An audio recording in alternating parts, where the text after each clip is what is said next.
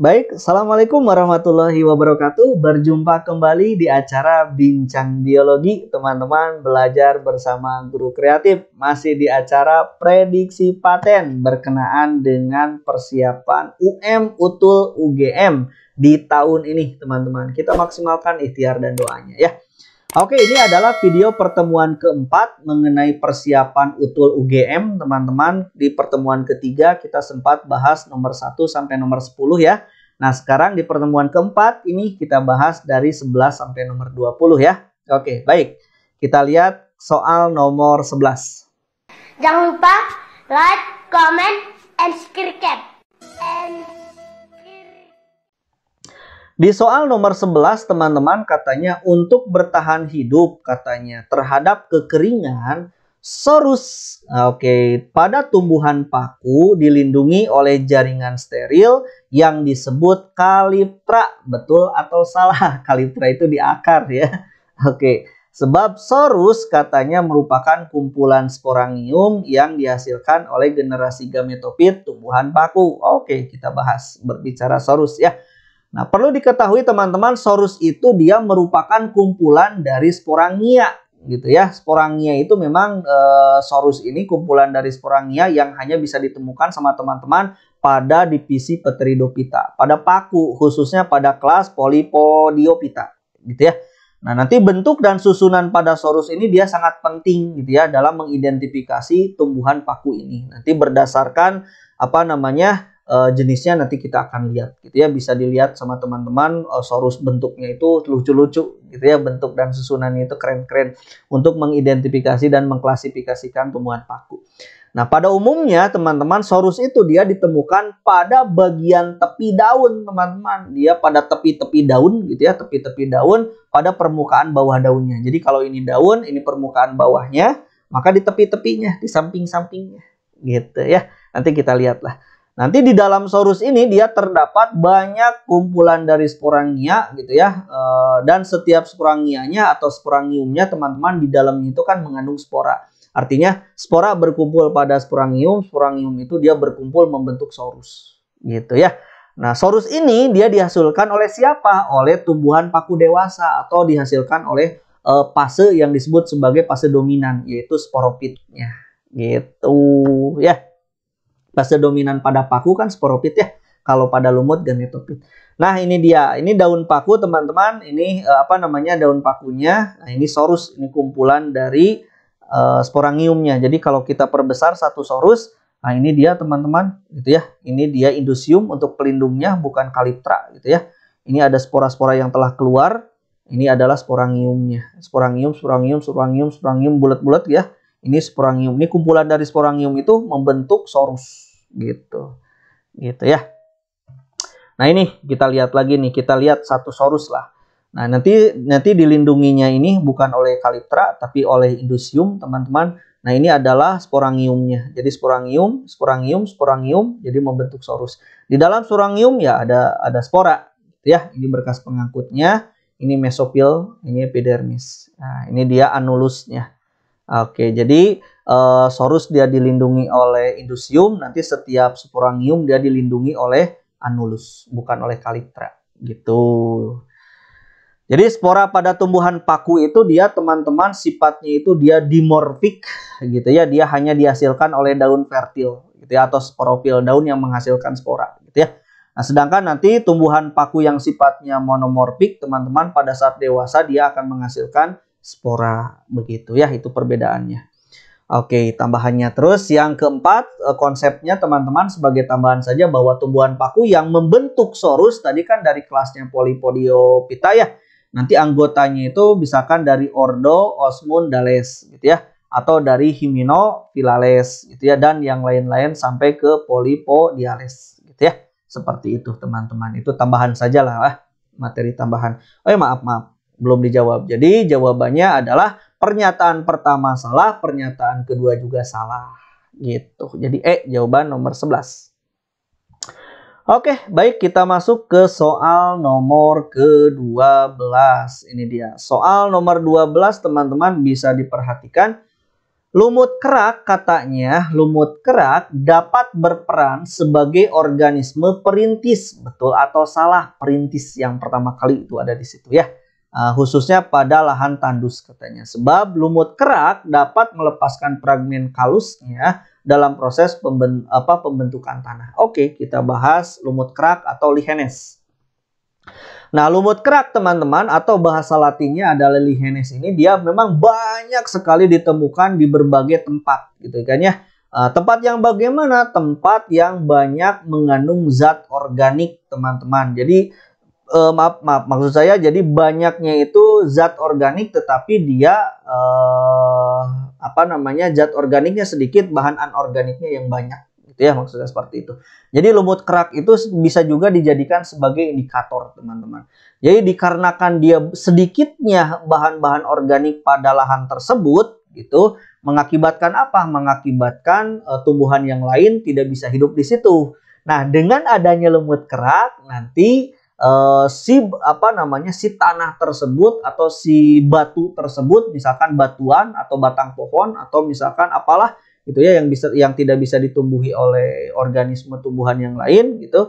Misalkan di bebatuan dia akan dilapukan oleh enzim-enzimnya yang mengakibatkan batuan tersebut menjadi lapuk terus menjadi banyak zat-zat organik yang nantinya bisa dimanfaatkan oleh organisme yang lain untuk bisa hidup. Makanya disebut sebagai organisme perintis gitu ya.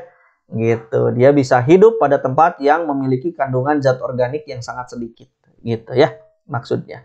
Nah, yang keduanya bahwa aktivitas lumut kerak ini teman-teman dia dapat menyebabkan yang tadi saya sebutkan batuan-batuan yang memang keras bisa jadi lapuk gitu ya. Yang pada akhirnya dia akan menghasilkan zat-zat organik yang memang dibutuhkan sebagai bahan dasar di dalam tanah tersebut yang nantinya bisa dimanfaatkan oleh organisme lain gitu ya. Dalam hal ini tumbuhan lain. Nah, oleh karena lumut kerak ini teman-teman disebut sebagai organisme perintis atau vegetasi perintis yang pertama kali tumbuh di situ yang menyebabkan organisme lain untuk bisa tumbuh di situ, gitu ya. Artinya tumbuhan yang pertama kali tumbuh, gitu ya. Jadi organisme sebetulnya ya, bukan tumbuhan, harusnya disebut organisme lichenes, gitu ya. Dia merupakan organisme yang pertama kali hidup atau tumbuh gitu ya pada daerah yang memang tidak berpenghuni atau kosong. Makanya disebut sebagai organisme perintis. Nah, hal ini dia berhubungan dengan terbentuknya suksesi primer. Jadi teman-teman kan tahu ada suksesi itu ada dua ya. Ada suksesi primer, ada suksesi sekunder. Kalau primer itu awalnya tidak ada kehidupan, menjadi ada kehidupan, itu adalah diakibatkan oleh adanya lumut kerak. Jadi tidak ada kehidupan menjadi ada. Nah, itu suksesi primer. Kalau suksesi sekunder, ada kehidupan, lalu rusak kehidupan itu, lalu ada lagi. Ya, itu sekunder. Gitu ya. Nah, itu bukan lumut kerak. Nah, kalau lumut kerak itu suksesi primer. Awalnya tidak ada, menjadi ada kehidupan. Itu ya. Nah, lumut kerak juga teman-teman, dia lumut kerak ini dia mampu melepaskan fragmen kalus gitu ya sebagai bentuk dari reproduksi vegetatifnya, teman-teman, gitu ya. Nah, jadi fragmen kalus ini dia akan membentuk individu baru gitu ya. Kapan? Jika dia jatuh pada tempat yang memang cocok untuk dia hidup. Nah, fragmen kalus ini dia tidak berperan di dalam proses pembentukan tanah. Kalau disoalkan ini dia pembentukan tanah. Bukan, jadi fragmen kalus itu dia merupakan reproduksi vegetatif dari lumut kerak itu. Gitu ya. Jadi kalau dilihat dari gambar lumut kerak itu begini teman-teman. Terus kalau kita mikroskopiskan, jadi bagian dalamnya kita lihat strukturnya, maka gambarnya seperti ini. Gitu ya, lumut kerak itu kan dia hidupnya simbiosis gitu ya antara jamur gitu dengan alga. Nah, yang warna hijau-hijaunya kan alga ini ya. Ini dia warna hijaunya kan alga, sedangkan yang warna putih kalau di gambar ini orange itu adalah funginya, jamurnya. Gambarnya seperti ini ya. Nah, inilah kalusnya, ini dia soredianya yang kalau dia jatuh pada tempat yang memang cocok dia akan tumbuh gitu. Jadi jawaban yang tepat adalah pernyataan pertama. Pernyataan kedua salah sebab bukan untuk pembentuk tanah ya. Oke, itu dia soal nomor 12. Kita masuk ke soal nomor 13. Oke, di soal nomor 13 katanya berdasarkan hitungan diperoleh 64 macam kodon katanya. Tetapi tidak semua kodon menyandi asam amino. Ini sudah kita bahas di pertemuan ketiga ya. Video ketiga teman-teman bisa lihat gitu ya. Nah, sebab katanya asam amino yang dikenal pada tubuh organisme hidup gitu ya, saat ini ada 20 macam. Oke, kita bahas, kita ulang lagi. Nah, seperti yang kalian ketahui bahwa di dalam proses sintesis protein itu terdiri dari 2 tahap kan ya. Ada yang disebut sebagai transkripsi, ada yang disebut sebagai translasi. Itu dia prosesnya. Nah, transkripsi dia tujuannya adalah khusus untuk di dalam proses pembentukan mRNA. Di mana? Di nukleus gitu ya. Jadi membentuk kodon dari salah satu rantai DNA. Maka itu disebut sebagai proses transkripsi. Sedangkan proses translasi itu adalah proses penerjemahan mRNA atau kodon diterjemahkan oleh tRNA sebagai antikodonnya yang akan membentuk rangkaian asam amino yang nantinya jadi protein. Gitu ya, itu adalah sintesis protein nantinya. Nah, berbicaranya transkripsi pada DNA, teman-teman, dia dilakukan dengan mencetak rantai DNA template gitu kan ya, yang nantinya dia akan membentuk RNA atau mRNA gitu ya, atau kodon di dalam nukleus gitu kan ya.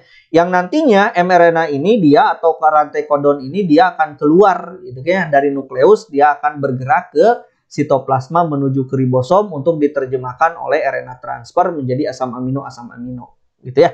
Seperti itu. Nah, asam amino yang diterjemahkan itu ada berapa jenis? Nah, dia ada 20 jenis teman-teman yang berbeda gitu ya. Di mana 10 asam amino dimasukkan ke dalam asam amino esensial dan 10 asam amino yang lain termasuk ke dalam asam amino non esensial. Jadi ada 20 jenis gitu ya. Nah, asam amino ini memang dia memiliki kodon yang berbeda-beda. Kodonnya itu dia bermulai dari 64, teman-teman. Jadi ada 64 kodon yang menerjemahkan asam amino sebanyak 20 asam amino. Oke, bentar. Saya cas dulu, teman-teman ya. Ini mau habis. Oke, saya ulangi. Bentar. Oke, jadi asam aminonya itu ada 20 jenis gitu ya. Dari berapa? Dari 64 kodon gitu ya. Dari 61-nya dia akan membentuk asam amino, sedangkan 3 lagi itu adalah digunakan untuk membentuk rantai stop kodon untuk menghentikan proses translasi gitu ya. Jadi artinya dari 64 bentuk dari kodon itu menjadi 64 bentuk jadi antikodon. Antikodon menerjemahkannya itu menjadi 20 jenis asam amino gitu ya. Jadi satu asam amino itu dia banyak dikode oleh ada yang 4 basa nitrogen gitu ya, ada 4 jenis basa nitrogen, ada 3 jenis basa nitrogen, 2 jenis basa nitrogen membentuk satu asam amino gitu ya. Jadi tidak semua 64-nya mengkode masing-masing asam amino, tidak. 64 itu mengkode 20 jenis asam amino. Jadi ada yang sama gitu ya. Pembahasan ini sudah kita bahas di pertemuan ketiga. Jadi teman-teman bisa lihat lagi. Oke, siap. Nah, ini dia teman-teman ya. Jadi ada 64. Jadi kalau dihitung ini dia UUU sampai ke GGG ini dia ada 64 kodon. Jadi ada 64 kodon berarti juga ada 64 antikodon. Gitu ya. Nah, yang akan diterjemahkan menjadi 20 asam amino. Nah, ini dia fenilalanin tuh kan dari 2 jenis kodon, 2 jenis kodon yang berbeda membentuk satu asam amino. Ini dia akibatnya dari 64 membentuk 20 ya. Ini leusin tuh 1, 2, 3, 4, 5, 6. 6 jenis kodon membentuk leusin, satu leusin. Gitu. Jadi 6 jenis ini hanya membentuk kode leusin saja. Akibatnya jadi 20 jenis. Ini jumlahnya 20 ya. Dari fenilalanin sampai ke glisin. Gitu. Basa nitrogennya itu ada 64 macam. Gitu ya. Jadi jawabannya adalah pernyataan atas betul, pernyataan bawah betul, tapi tidak saling menghubungkan. B. Gitu.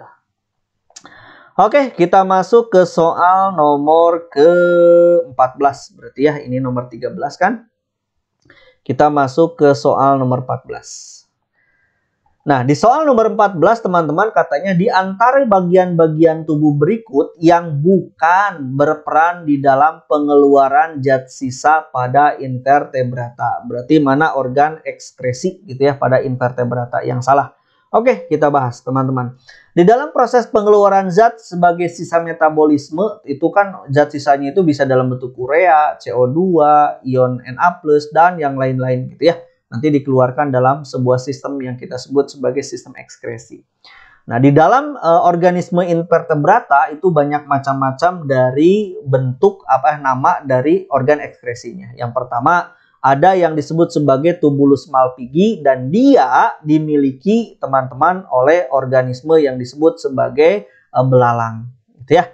Yang kedua ada yang disebut sebagai nepridium. Nah, nepridium ini khususnya pada cacing pipih itu dia disebut sebagai protonepridium, gitu ya. Dia juga sebagai organ ekskresi. Dia jaringan gitu ya, mirip pipa gitu ya, yang disebut pipanya itu disebut sebagai nepridiopor. Nah, nanti ujung-ujung nepridiopor itu dia punya sel yang disebut sebagai sel api.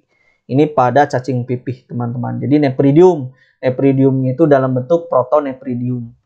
Terus ada juga nepridium, teman-teman, pada organisme invertebrata itu dalam bentuk metanepridium, gitu ya. Metanepridium nih contohnya pada Annelida ataupun moluska gitu. Nah, metanepridium ini dia memiliki dua lubang gitu ya. Nah, nanti lubang pertama dia berupa corong yang disebut sebagai neprostom gitu ya. Kalau tadi nepridiopor kan ya, kalau metanepridium namanya neprostrom.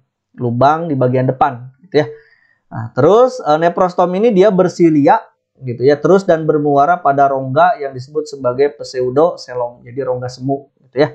Nanti rongga tubuhnya itu dia berfungsi sebagai sistem pencernaan. Jadi ada corong, ada neprostom yang akan berlanjut pada saluran berlekuk-lekuk gitu ya, atau bersegmen-segmen pada moluska ataupun pada Annelida yang bagian akhirnya itu dia membentuk suatu gelembung besar gitu ya, yang kemudian gelembung ini dia akan bermuara pada bagian tubuh melalui pori tadi gitu ya, melalui corong tadi yang disebut sebagai nepridiopor.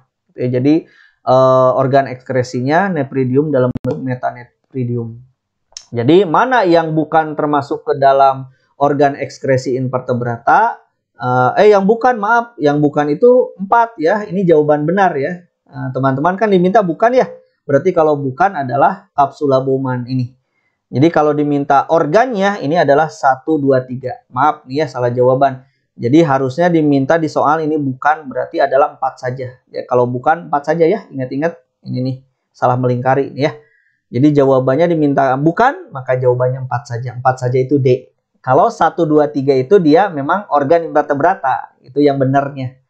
Ya, dikarenakan yang bukan, jadi jawabannya teman-teman mesti nomor 4. Jadi mesti jawabannya adalah D pilihannya ya, yang bukan. Oke, pinter. Ingat-ingat tuh ya, sudah saya betulkan. Terus dia kita masuk ke soal nomor ke-15. Ini dia. Nah, di soal nomor 15 teman-teman bisa diperhatikan bila seseorang ingin membudidayakan paku simbar katanya atau paku menjangan, maka yang harus dilakukan apa? Yang kayak tanduk rusa ya pakunya itu, nanti kita lihatkan lah. Jadi budidaya paku simbar ini teman-teman atau simbar menjangan, bahasa latinnya itu dia Platycerum bifurcatum. Ini dia dapat dilakukan dengan 2 cara teman-teman. Yang pertama dia menyetek rimpangnya, jadi menyetek batang yang ada menjalar di bawah tanah gitu ya. Yang kedua bisa juga menyemai sporanya. Sporanya itu ada di belakang dari tanduk rusanya itu. Nanti kita lihat gambarnya ya. Oke, nah ini dia. Kalau kita mau menyetek rimpangnya, maka kita stek rimpangnya lalu tumbuhkan, boleh di tanah, boleh di biasanya dia melekat epipit gitu ya, melekat pada batang-batang pohon biasanya. Terus boleh teman-teman tempelkan di batang-batang pohon, itu bisa gitu ya rimpangnya, atau bisa juga dalam bentuk sporanya. Nah, ini dia tanduk rusa itu. Jadi simbar menjangan itu membentuk tanduk rusa. Ini adalah spora-sporanya. Jadi spora-sporanya sama teman-teman ambil lalu semaikan pada tempat yang memang dibutuhkan untuk tumbuh. Nantinya akan membentuk simbar menjangan. Ini dia yang nempel pada pohonnya. Teman-teman suka lihat ini. Ini adalah paku, tumbuhan paku ya, simbar menjangan. Jadi tanduk rusa. Jadi jawabannya adalah 2 dan 4. Bisa menyetek rimpangnya atau menyemaikan sporanya. 2, 4 itu berarti apa ya? C ya. 1, 2, 3, 1, 3, 2, 4. Oh iya benar C ya. Oke, itu dia soal nomor ke-15. Kita masuk ke soal nomor ke-16. Di soal nomor 16 bisa diperhatikan sama kalian. Katanya perhatikan daur hidup tumbuhan lumut. Berikut ini nomor 1, 2, 3, 4, dan 5. Oke, fase daur hidup lumut katanya yang bersifat haploid. Mana haploid itu berarti yang N ya, kita bahas. Nah, teman-teman, pada siklus hidup lumut, jadi pada tumbuhan Bryophyta, teman-teman, dia memiliki dua macam kehidupan, gitu ya, fase pergiliran keturunan. Ada fase sporopit, dia mengalami fase yang disebut sebagai fase sporopit. Yang kedua disebut sebagai fase gametofit. Mana yang dominannya pada tumbuhan lumut adalah fase gametofit, gitu ya. Jadi fase sporopit itu adalah fase penghasil spora, jadi reproduksinya aseksual, sedangkan gametofit menghasilkan gamet, sperma ovum, jadi untuk seksualnya, gitu ya. Nah, metagenesis pada tumbuhan lumut itu dia skema metagenesisnya itu dia bermulai dari sporogonium yang bersifat diploid yang nantinya menghasilkan spora. Spora sifatnya haploid, kalau dia melekat pada habitat yang sesuai dia akan tumbuh, gitu ya. Nah, nanti sporopit itu akan membentuk sporogonium, teman-teman, yang memiliki bagian vaginula, selaput pangkal tangkai seta, gitu ya, tangkainya, dan sporangium yang berbentuk kotak spora yang nantinya siap melepaskan sporanya, gitu. Nah, nanti kita lihat nih gambarnya, bisa diperhatikan. Ini adalah yang sudah dewasanya, gitu ya, tumbuhan lumutnya. Nah, ini dia kita lihat nomor satu adalah ini adalah di daerah di sini berarti ini sporanya ya. Jadi spora itu dia dalam bentuk haploid N, gitu ya, haploid. Terus nomor 2 dia masuk ke protonema, protonema itu dia N. Nomor 3 dia masuk ke ini dia apa namanya sel kelaminnya, anteridiumnya, gitu ya. Anteridiumnya atau gamet-gametnya dia juga N. Terus nomor 5 dia ke nomor 5 itu ke zigot yang tengahnya ya. Zigot itu dia 2N sudah diploid berarti jangan. Nomor 4 itu adalah arkegonium gitu ya. Arkegoniumnya dia masih N kalau arkegoniumnya ya. Nanti kalau bergabungnya ya udah, kalau bergabung dia akan jadi zigot. Kalau zigot dia 2N. Kalau fertilisasi ya.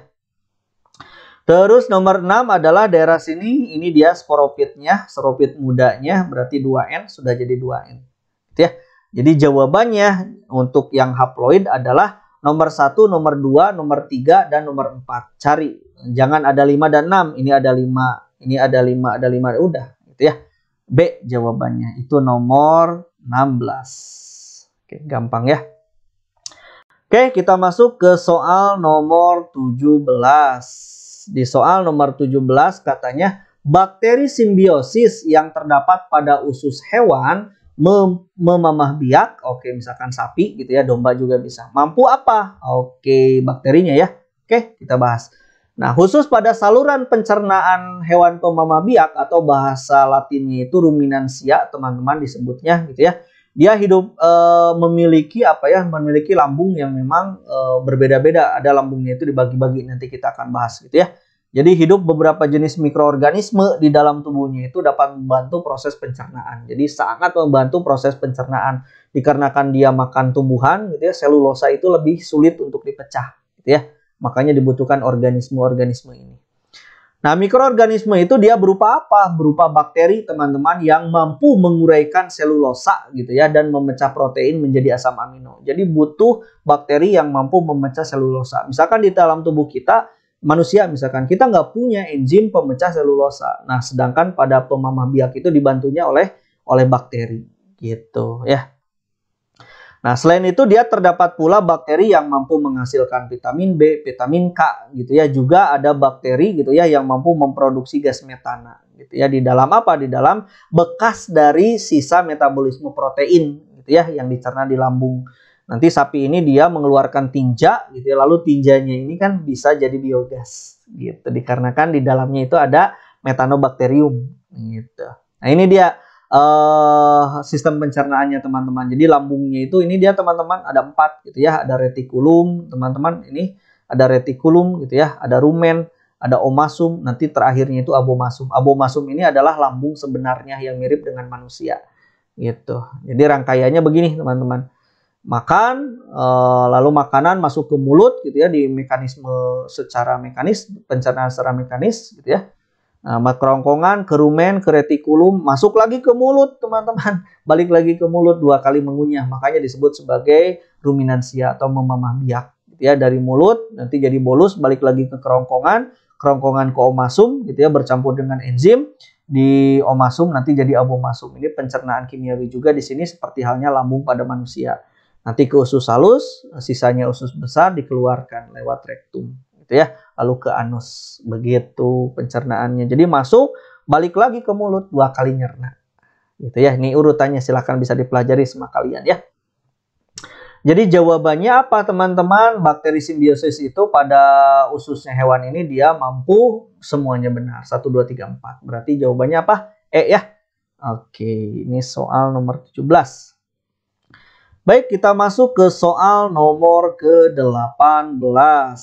Ini 18, kita lihat.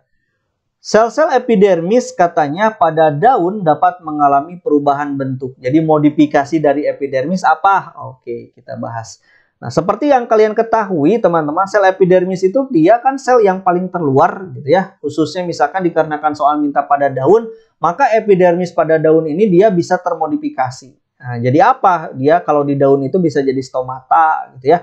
Bisa juga rambut daun atau kita sebut sebagai trikoma. Ada juga daun yang berduri, ada gitu ya. Filamen, versik gitu ya. Sel kersik juga bisa, sel kipas juga bisa. Misalkan pada rumput-rumputan gitu ya. Nah, khususnya yang terkenal di daun itu kan yang paling terlihat itu teman-teman bisa kenal dengan nama stomata gitu kan ya. Modifikasinya itu dia celah, ada 2 celah yang ada lubangnya. Fungsinya itu dia berperan untuk keluar masuknya gas. Jadi membantu pemasukan CO2 yang berperan di dalam proses fotosintesis gitu ya. Nanti stomata ini kan terdiri dari sel penjaga, ada penjaganya, ada celahnya dan juga ada sel tetangganya. Nah, nanti tipe stomata macam-macam teman-teman, pada daun itu banyak tipenya gitu ya, berdasarkan jumlah sel tetangganya. Ada stomata aninositik, ini tambahan saja teman-teman ya. Nanti terdapat 3 sel tetangga yang sering ditanyakan, jadi saya tambahkan lah ya. Terus ada stomata parasitik, kalau ini dia terdapat 1 sel tetangga. Terus kalau ada stomata diasitik itu dia terdapat 2 sel tetangga, itu bedanya gitu ya.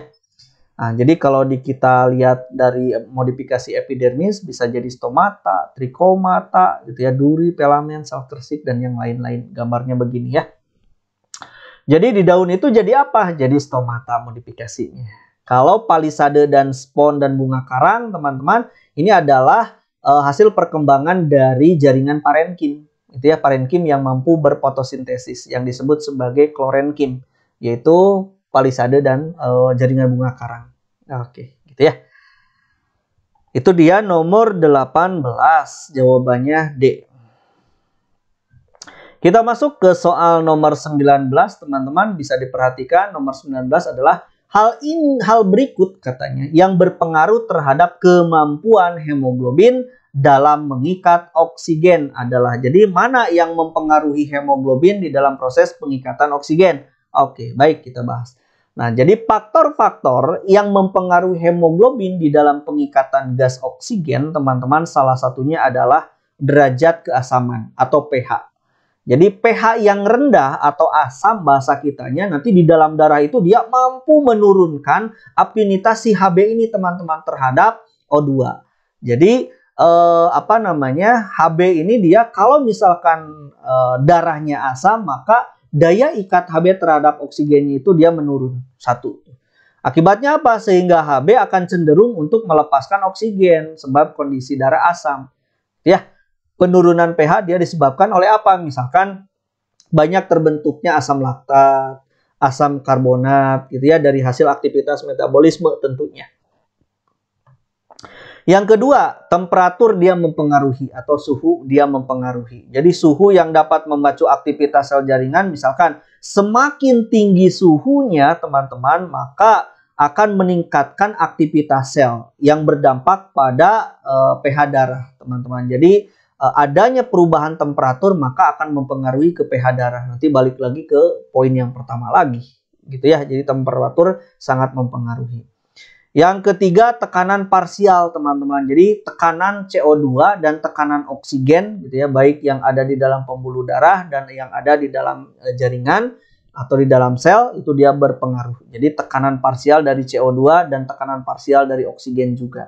Jadi penurunan tekanan parsial CO2 pada pembuluh darah kapiler paru-paru misalkan Nanti sehingga CO2 dia mampu berdifusi gitu ya ke alveoli, menyebabkan peningkatan afinitas Hb terhadap oksigen. Nah, akibatnya oksigennya itu dia diserap, diikat gitu ya. Sehingga nanti Hb lebih banyak mengikat oksigen untuk siap ditarik, diedarkan ke dalam tubuh. Gitu ya.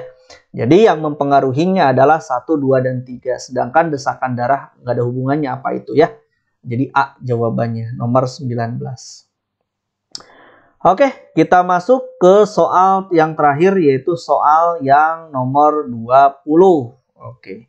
Soal nomor 20 teman-teman, katanya organ tubuh vertebrata yang berfungsi untuk ekskresi. Nah, sekarang vertebrata ya, yang tadi diminta invertebrata. Baik, mana kalau pada vertebrata yang berperan sebagai organ ekskresi.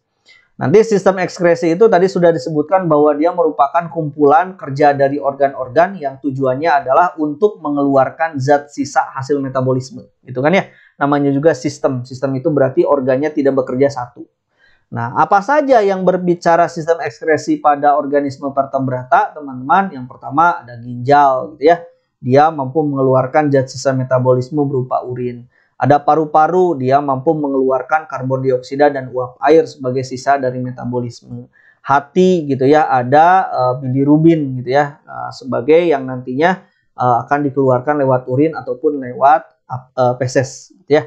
Terus kulit itu dia mengeluarkan zat sisa metabolisme dalam bentuk keringat.